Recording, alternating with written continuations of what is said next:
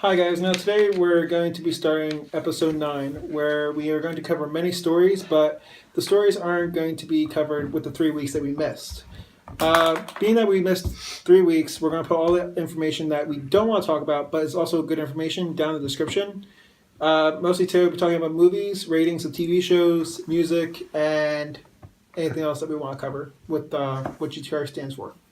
Anything you want to say, Jake? Yeah, so what we do is we're gonna talk about the episodes for this week, and we'll briefly go by the ones that aren't able to talk about in full depth, so that way you guys aren't left totally confused. But that's about it.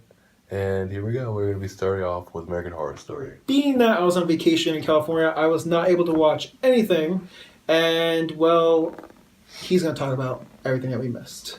Go ahead, bud. All right. Here we go. Alright, so we're going to talk about this week's, which was episode 6. Brief overview. In episode 4, basically John the detective met with the leader of the hotel, Mr. March, and he went to a convention full of dead serial killers. So it had like a bunch of them, like the Zodiac Killer, Lacey from the 20s, old killers. The funny thing about the episode was that the Zodiac didn't even see his face because they never caught him. So he had like a giant bag over his face. So they talked about that, and then he kind of was getting an understanding of what the hotel was about, basically. And then he finds out, he wakes up, and he's like, "Oh, is this real or not?" And basically, he has no idea what happened because it happens to him every episode when he finds something out. And then also his wife finds their son Holden in the hallways, and she finds out that he's a vampire. So she basically asks the Countess, Lady Gaga, to bite her so that she can be with her son. And she agrees as long as she watches the other children that are roaming the house. And that was basically that. And then the 5th episode is basically Iris was injured in episode 3 due to blood. So basically, like, she was losing blood, basically, and she needs new blood, so in this episode she finds these 2 annoying teenagers that check in, and she basically eats them to stay alive. As for Donovan, he's planning his revenge against the Countess for dumping him for Tristan, and he's doing it with her former lover, who is bisexual. So, but the new episode was pretty good. Basically now, the detective John is going nuts. He's getting tired of basically reaching dead ends with the hotel, not knowing what's going on, why everything seems to be like a figment of his imagination, why he can't control himself, getting these like basically dark impulses. And that was it with that episode. That really showed. Also, because his wife, she had a patient. And interestingly enough, she gave the child blood to live her blood so that he becomes a vampire. The kid then went on and he ate all his classmates and he ate the principal. And they basically blamed it on a man in a black mask when the police invaded and there was a massacre at the school. So hopefully they elaborate on that more because they kind of left that unopened for like episode 6. That was pretty relevant. We get to learn more about Liz, how he became a transsexual, and how it was really funny how the vampire did it. And then there was a death in this episode. Liz was having an affair with the Countess's new boyfriend, Tristan, so when she found out, she basically was like, well, because you're having an affair, she basically just slit his throat.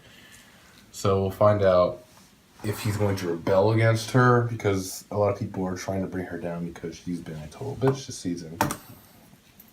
But I give the whole overall episode 9 out of 10. It was pretty good. Can't wait to see what happens in episode 7. Hopefully they wrap up that student incident so that we know where it's headed, basically. Because I was like, why does that have to do with the plot of the hotel? But it'll come up at the end. That's about it, and now we will be moving on to Heroes. So, Heroes now. So, we're covering 3 episodes, and I'm going to go over the first 2 very briefly with you. So, basically what's happened, like we were talking about last episode, that Noah and Hero went back in time to that day in Odessa. And basically, they're going through the events of like how everything came to be, how the attack happened. It was pretty interesting to see. It also made it appear as if like they were going to stop it. But But then like when you get to the second part of the episode, you kind of see how it like actually sets up the whole season. Like how everyone is put into place, but like how they became. It showed like their backstory before the first episode, which was pretty awesome. Find out like some cool things, like Noah had his own memory erased, basically to keep the existence of Claire's children, who are going to save the world, which is why Erica is so obsessed with finding them. you know, if I stop you there quickly. Sure. Well, remember in the very first episode, he said to the Haitian, because no, it was not the first, it was like second or third. What happened is Well, no, so I think it's first because the Haitian only showed him the first, and he showed him the most recent. Oh, yeah, that's correct. All right, so in the first episode, he said to the Haitian, he's like, why did you waste my memory? So, what happened there? Was like the time paradox or something? Because I know the Haitian was not the one that took his memory. It was the guy that had the penny. I think what was going on there is that he thought the Haitian took his memory, and the Haitian knew what was going on. Okay. And that's he didn't, because the Haitian really didn't clarify that he did take his memory. He kind of was just like, I'm not supposed to tell you what's going on. Okay, so he knew. He told the Haitian to kill him if he tried remembering. Okay. Because that's basically what he did. He died trying to protect that secret that he wasn't trying to find. We'll talk about that though. Yeah, and then you find out that Frady was working with Renatus the whole time. But that's why I don't think that though. I think that Frady, did I say Frady? Frady ended up not doing that until like he saw his sister Phoebe. I think it's only because it's a different time period, different universe. Probably because they altered, he made a deal with her like during that day on June 13th. So I think that he was sent by Erica to find out what Noah knows, pretending to not know. You know what I mean? Like that's what I mean. I feel like he just played Noah. Do you think that's why they were able to go through Renatus without getting detected? Well, I think it's the thing. Like he played his role so well that he waited for the right moment to show his true colors, because he had to keep going until he figured out Noah's endgame. Like, because they were trying to find out. Yeah, they're trying to find out what he knows, but he couldn't remember. So he was basically helping him remember so that he could tell. That's what he did, because he's like, oh, guess what I found out. Yeah. So, what a dick. Yeah, not really great. The other episode, he does end up getting Tommy. Yeah. Dude. Oh, you find out that Tommy, Claire's kids, Tommy and Melina are children that are going to save the world. And together, they have to get together. They almost did in the last episode, but then Joan fucked that up. Yep. She did a great job with that. Yeah, because she wanted revenge because they weren't able to kill Tommy in the first episode. So, but she was reunited. But Melina was reunited with Noah, her grandfather, so that worked out. And then Tommy, he's now with Erica basically, and it looks like they're planning to go on to the future. Which I kind of didn't like because they didn't really show much. That's why I gave the episode like a 9.5, because they didn't show more. It left it on a very weird note. Are you talking about the last episode? Yeah. Well, they did exactly what the last episode was. They left on a bad note how Mika. That's Miko. Miko, she ended up being like the year 7,500 something. Like the most extreme date you can imagine. And the world's just like dead. No, planet Earth is just dead. And there's like a city of, I don't know what, metal there? I don't even know what it is. It's like a desert and then just whatever's beyond. But a lot of the shows we're talking about are actually reaching their fall finale. Yeah. This week would be our fall finale for Heroes. Which is good though, because then we'll be able to talk about the other shows that will be coming out. Oh, and you find out more about Micah. Yeah. His organization. The Haitians are working with him. I guess they have him captured, so they're going to break him out. Him and Taylor, Erica's daughter. And then... What happened that was really big? Oh. Tommy got his memory erased. Hero and the grandfather of Tommy. Oh, not the grandfather, the stepfather. Yeah, it's such a big twist. You're like, what? Oh, and Tommy has the power of controlling time because he took it from Hero. Yeah. It was pretty awesome. I think there's only like 4 episodes left. So I thought there was like 3. No, I think it's 13. Oh. So it's not like Walking Dead. Yeah. Well, you know what happens on the rest of Heroes. We're going to be moving on to our next show, which is Sleepy Hollow. All right, guys. Now we're going to be talking about Sleepy Hollow. exactly. Well, you know what? I can't talk about it because I have not seen it yet. So, Jacob, come on. Tell them about it. Why? All right. So what do we got here? So covering the last 3 weeks. So slight overview.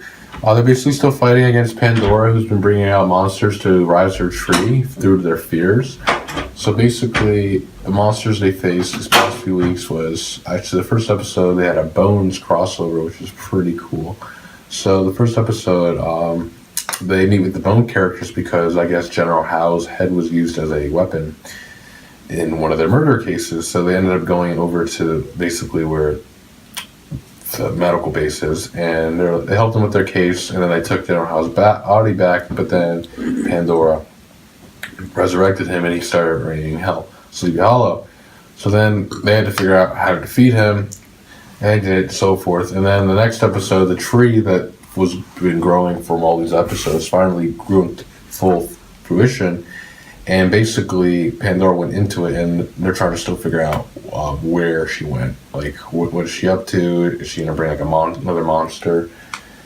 Oh, what else? And then the most recent episode was about the stone that Abby's sister Jenny has been chasing the last few episodes as well, as you remember.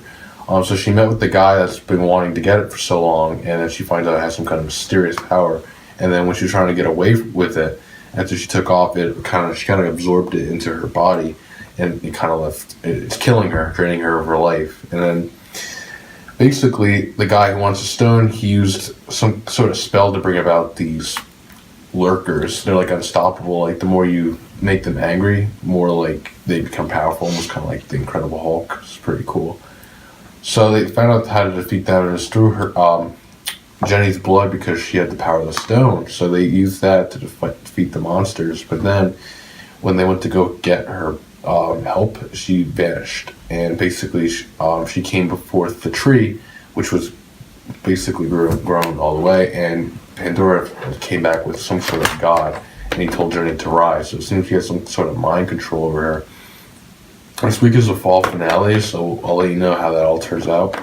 The overall episode, I give about like an 8 out of 10. It's an average episode, it's basically Sleepy Hollow stuff. But that's really about it for Sleepy Hollow. We'll be moving on to our next show, which is Z Nation. Okay, so now we're going to talk about Z Nation. The reason why I'm very upset is because I have still yet to see the damn show, but at least someone here has seen it, so he'll talk about to you guys. Go ahead. All right, so Z Nation. So basically, I'll go a brief overview. We went past the river episode with Duffy and Duff, and then now we're on the Collector episode. Basically, when some guy abducts Murphy, and basically is planning to use him in his own museum of walkers. So Murphy's kind of screwed, and like the whole episode is just him trying to get away from this crazy guy. He's like, "Oh yeah," he's like, I'm gonna make so much money off of you and whatnot because you're the Murphy and all that." So, and then 10K actually finds him, and they end up saving Murphy, so that worked out. And the next episode, basically, they come across aliens. Which is pretty funny. They find this cult that believes that aliens are coming to save them from this apocalypse, and then throughout the whole episode, you find out it's a bunch of bullcrap. It was made to basically control like their fears, so it was pretty interesting. And then the most recent episode was about a Z wave, and the cool thing is that Citizen Z was actually shown this episode after like the beginning of the season, and he's still dealing with those zombies that got free from the nuclear bomb at the end of season 1. So basically, where they are now, they find this Indian tribe, and they're trying to convince them that they have to like get out of there because this giant Z horde is going to wipe them clean. And Doc actually ends up taking this medicine, Indian medicine. He gets really high off of it, and then he basically is like, "Oh, the wall's talking to me," and he comes up with this great idea how to get rid of the wave. So what they do is that they make a giant fire, so when the Z's see them, they go off course and they all fall. Ironically, they fall into the Grand Canyon. because I went to Arizona in that area. So they did escape that. So that whole thing was drawn together pretty nicely. Overall, I gave the episode a 9 out of 10. It was very entertaining, very funny, especially when Doc was high. He was like, he basically thought he summoned his warrior self to kill the zombie. It's like, these guys smoking way too much crack. Other than that, that's really all that happened. And then Murphy's like, he didn't want them to kill the zombies, but because he's still trying to establish who he is as a person, if he's a zombie or even a person. And that's what Warren told him. She was like, basically, when it comes down to it, you have to decide who you're going to side with, the humans or the zombies, and who's been protecting you all this time. So that's about it. I'll let you know what happens next week, and we're going to talk about our next zombie flick, The Walking Dead. Alright, Jacob. Out of the entire Walking Dead series, I'm talking about people who have died and people who are still living in the show. Who was your favorite character? Oh, yeah. And please explain why. Out of all the people that are still alive and dead? And dead. That was my favorite It can't be a character. walker either. You can't just be like, oh, it's a zombie walker. No. I need a person. Most of my favorite characters are still alive. Like, yeah, I love Rick. Okay. I love Daryl. Okay. I love Carol. I love Glenn. Who else? Poor Glenn. Maggie's great. So they're all still alive. Those are the ones that the ones that really hit me were Herschel. Yeah. Really touched that spot. Yeah. The way he died was just ridiculous. So who's going to be your one? Well, out of all of them, I'm over. it's got to be Rick. I love Rick. Rick's the man. So anyway, we're picking up for episode 3 after that controversial death call with Glenn. So basically, the 4th episode really just focused on Morgan. It basically explained how he became one with his Self. Yeah, basically. And I actually liked it because because he didn't kill the guy, basically, the wolf at the end of episode 2. Mm-hmm. But the cool thing was that after you see this episode, you kind of have like a better appreciation of why he has that kill code. Like when you first see it, you're like, oh, he should be kill or kill all or be killed. But basically, with this, when you see the whole story behind it, you're like, wow, you kind of empathize with him. Mm-hmm. So I like that. I like the next episode. What do you think of the next episode after that when they, Rick's running back? That was so funny. Oh, yeah. When he ran back to Andrea and when you're talking about how, what's her name, just woke up and she's looking around. She's like, oh, look, someone's running towards the door. And Deanna, she's kind of going through like a breakthrough right now. So the episode moved along pretty smooth. You find out that Maggie's pregnant. Oh, yeah. That was great to know. That was pretty awesome. It was funny though, even the Talking Dead, it wasn't really talked about. No, that's why I They're was still really shocked freaking out about Glenn. Yeah, they didn't really cover much about Maggie's pregnancy. Yeah. Actually, there's something I do want to talk about in the recent episode with Daryl. That was a pretty episode as well. Basically, with what happened with Daryl, they get separated, him and Abraham and Sasha, after leaving the Horde. And basically, they get ambushed by an unknown group, and they get separated from Daryl, and Abraham and Sasha like, let's just wait it out, he'll come back, and then Daryl gets caught up with this new group of people. You got that guy, Dwight, Tina, and they got Shelly. Now, Dwight, do you know who Dwight is, Shane? Dwight, was he actually from the comic books? Yes, he's Negan's second in command in the comics, but I don't think he's going to be the same role. Do you think that's actually who it was in the show recently? Negan? No.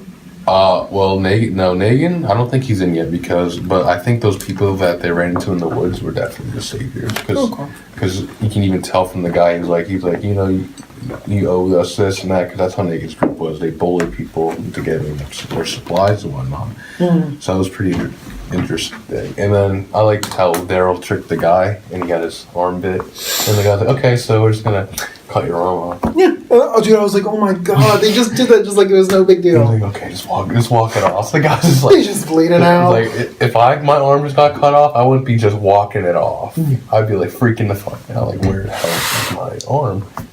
So anyway, that was interesting. And then what was very interesting also was Abraham. He finally, after like 2 seasons, he's finally figured out who he is. a lot of characterization with him. Because remember how he was like yelling at the zombie on the bridge and stuff. He kind of was like, because like you can see the symbolism on it. He kind of like you know how he was like staring off on the highway. He was like putting the past behind it. 'Cause he's been in this like kill walkers ever since he lost his family. So it's kind of like him just like, oh, you know what, screw it, I'm going to leave. Whatever happened, what happened. And he was like hitting on Sasha in the episode. But then, like, seriously, like what about Rosita? You man whore. The way he actually, like at the end, how he transitioned to like that. Honestly, I didn't know what was going to happen. Me and my dad were actually thinking, like, oh, you know what? He's going to die right here. Abraham's going to get bit, or he's going to fall down the friggin' thing, and the rocket launcher's going off. I don't think he's going to go out like that. He does die in the comics, but yeah. So we'll see what happens there. But the big thing is that at the very end, what happened at the end, Shane? I don't want to talk about it. Go ahead. At the end, Daryl, he finds Abraham and Sasha. And basically, they're driving back, and there's a call for help. And everyone is basically like, "Oh my God, it's Glenn!" Like I don't know, it was kind of hard to tell.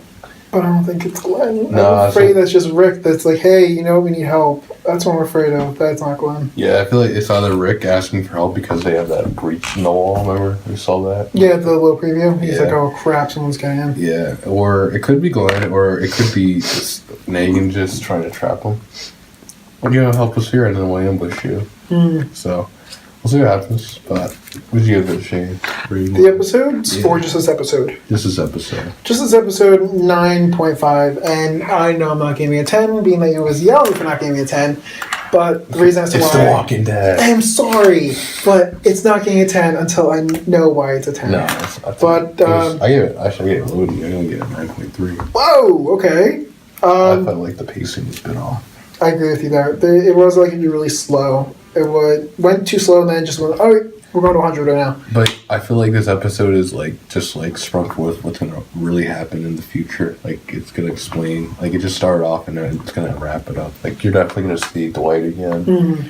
You're definitely going to see the Saviors again. But that's probably what's going to happen at the final episode. They'll be like, all right, so next season you're going to see this. You're going to see how Dwight comes out and... No, you know what they're going to do? Robert Kirkman is going to be like, okay, guys, we're going to show you what happened to Glenn in the fall finale. So then we can wait 3 more months to find out what the rest of it. I hate what I really He's don't. going to do that because I bet you the next episode has nothing to do with Glenn. I bet you. Didn't he say that he was going to make sure that he talks about him? He actually shows him in the season? Yeah, no, yeah. it's not even supposed. It's supposed to be like in these next few episodes. So if they don't show nothing, it's like you're a liar. Mm-hmm. But I give so 9.3. We'll see what happens. There's only 2 episodes left, so we'll move on to. Yeah, anything else you want to say? I don't. Okay. Go ahead. All right, we will move on to Gotham. Guys, now we're going to be talking about Gotham. Well, I know that I'm really, really sorry about this, but I'm on episode 13 of season 1. That's a plus, right? So Jacob here is going to talk about season 2, episode 9. There you go. Yeah. Yes, I do. All right, so we were just last talking about the Firefly arc, and basically what happened after that was a bunch of stuff. Hell broke out, basically. Theo Galvin and Penguin went to war because he ends up killing his mother in episode 7, and Bateman declares war, and he attacks him, and then he gets injured a bit, obviously by a tigress. She shoots him with a sniper, he gets away, but Gordon actually is on to Galvin, and he basically, I'm going to bring you down, I know what you did to Penguin's mom. And then episode 8, Galvin has Barbara come up with a plan to kill Jim, and she comes up with this crazy plan. She has him ambushed. And basically, she brings in Lee, and she plans on torturing Lee in front of Jim. And then Jim gets out, and he basically fights off Barbara, and she ends up falling through a window and going into a coma. After that, episode 9, the one I'm really going to talk to you about, was basically... actually, I'm going to talk to you also about another thing. Theo was trying to have Bruce sign over his company. He told him that he didn't know that true identity. He knows the true identity of his parents' killers. So basically, he's like, you sign away your company, and I'll give you this document which tells you who your parents' killers are. But Bruce changes his mind, and before he gets arrested in episode 8, when Barbara confesses to the mayor's location, who then tells Gordon that Theo was behind it, he burns it, and Bruce is not left knowing. And then episode 9, Alfred warns him again about spending time with Galvan's niece, who is also very bad. Also, another interesting thing in this season was the Penguin and Riddler. Oh my god. They finally teamed up. Riddler has finally become one with himself. He is integrated into the villain that we all know.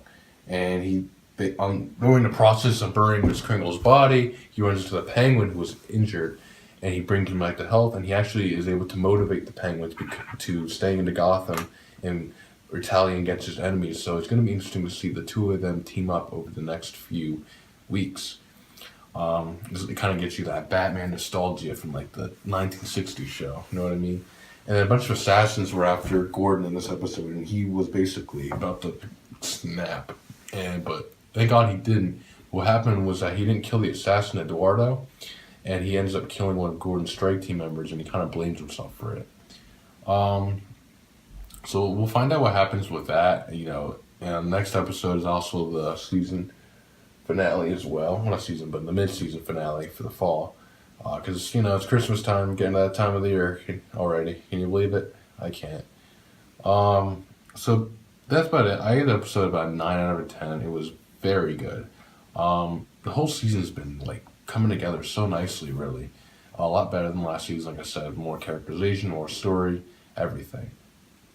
So, 9 out of 10. I'll let you know how the last episode is. Oh, and it actually ended with the order, the Galvan order coming to rain terror on Gotham. So I bet the plan is about to go into fruition. So we'll see what happens. All right, now moving on to Arrow. So now moving on to Arrow.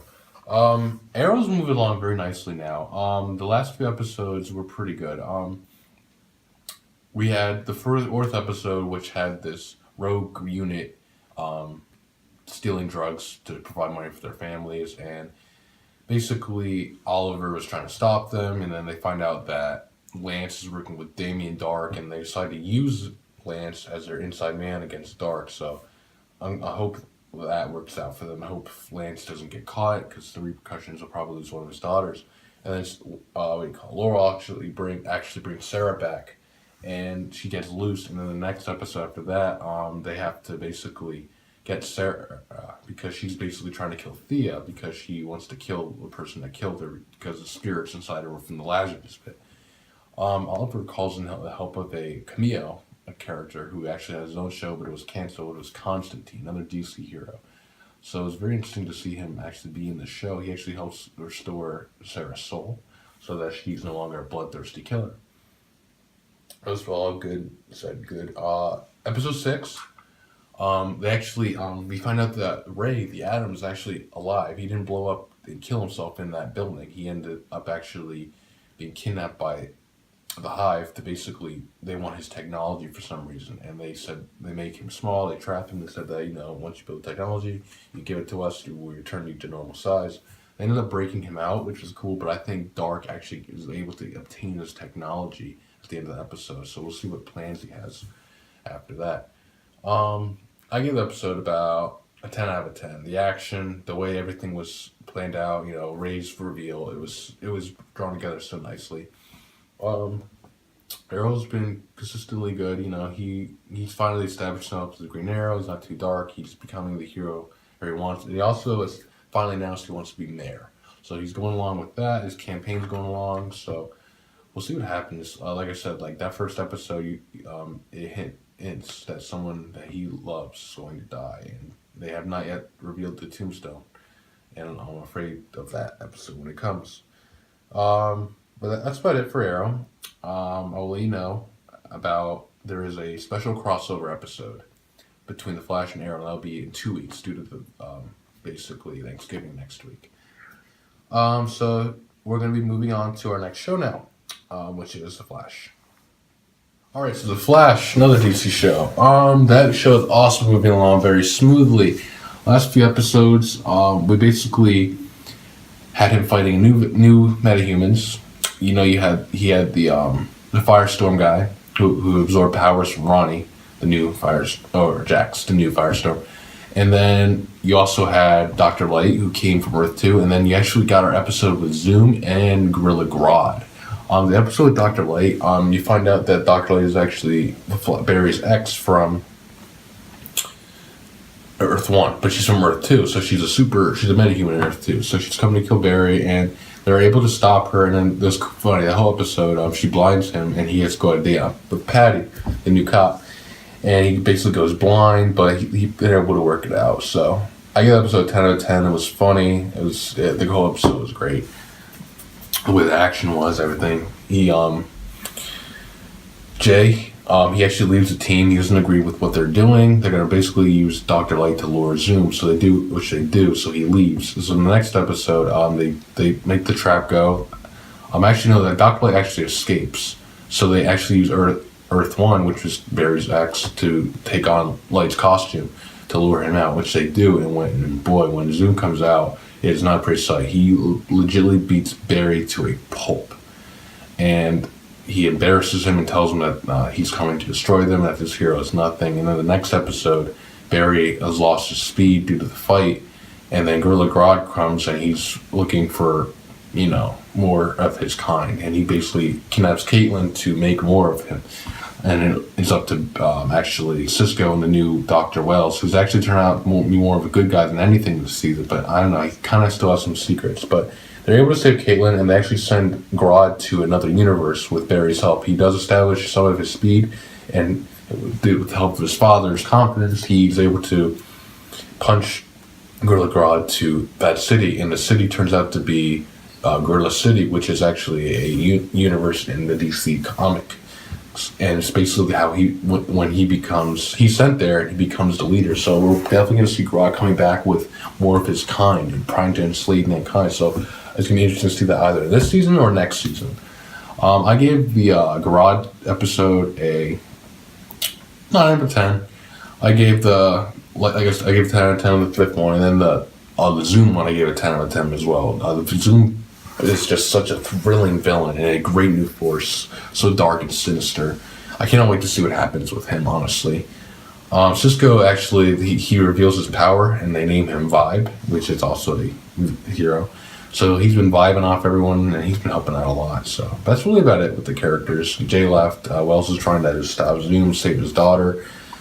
We'll let you know what happens in that crossover in 2 weeks. That's going to be interesting as well. I think they're going to be going off against Vandal Savage, who's an 1,000-year-old immortal. Very strong villain, very well known. And actually, we'll be moving on to our final thing for entertainment, and that is going to be the Spectre, new James Bond. So over the weekend, I was able to see the new James Bond, Spectre, and basically, it was alright. Like, I like the Daniel Craig series. He's up there, but like my favorite would be Sean Connery. I like Roger Moore, and I also like Pierce Brosnan. Daniel Craig's good. He's a decent one. I love Casino Royale. I do. I love that one. I love Skyfall, and then Quantum of Solace is okay. This one was confirmed. Well, not confirmed, but it's rumored to be Daniel Craig's last one due to his age. But it didn't really go out with a bang. It kind of went out with this is the last one. It kind of was sloppy compared to the other one, especially after Skyfall. Basically, James is going on a mission from M, who's dead from Skyfall. She left him a message to go kill this guy and go to his funeral, and he uncovers a huge conspiracy. And he finds out that all the enemies that he's been fighting and facing, including the Chief from Casino Royale, Dominic from Quantum Solace, and Silva from Skyfall, are connected to this man named Oberhauser, who runs a organization named Spectre. But Oberhauser actually knows James personally. And you actually find out, there's a big twist, I don't want to actually ruin it, but they are connected somehow. So go check it out, watch the movie. But the movie just didn't hit me like it did with Skyfall, Casino Royale. I gave it a 9 out of 10. I gave Skyfall and Casino Royale a 10, and I gave Quantum an 8.5. Quantum was sloppy. This one also I liked it, but it was way too long. The pacing was off, especially in the beginning. And then, like, the first fight scene, you kind of see Daniel Craig's stunt double a lot. Like, it's noticeable. It's like I said, it's a lot. It was very sloppy compared to Skyfall, so I was kind of disappointed about that. But overall, the story was great. I loved how they wrapped everything up with the storylines with Vesper, how it all leads to Oberhauser and the big reveal behind him, who he is and how he knows James. And then we don't know yet about the rest of the Bond series. I'm assuming that they're going to get a new one, but like I said, it was just speculated that Daniel Craig won't be back. It looks more likely because of like the age, but I'm interested to see who is going to be the new Bond. We'll keep you updated when we find out who it is, or if Daniel Craig will actually be like, oh, psych guys, I'm coming back for a fifth one. If that happened, I'd be okay with it. But at the same time, this one felt so final because it connected everything. It's like, what else can they do? I mean, they could, I can't spoil it, but maybe they could bring a villain back that isn't dead. I won't say who. And so, definitely check it out though. If you're a James Bond fan, it was good action, everything. 9 out of 10. That will be it all for our entertainment. We're actually going to be going on to technology now. We'll be talking about some new games with you, Call of Duty, Fallout, and something with Google as well, and the iPad Pro. And also that there's something with the PlayStation 4, which relates to that Paris attack that just recently happened. All right, we're moving on to our technology now.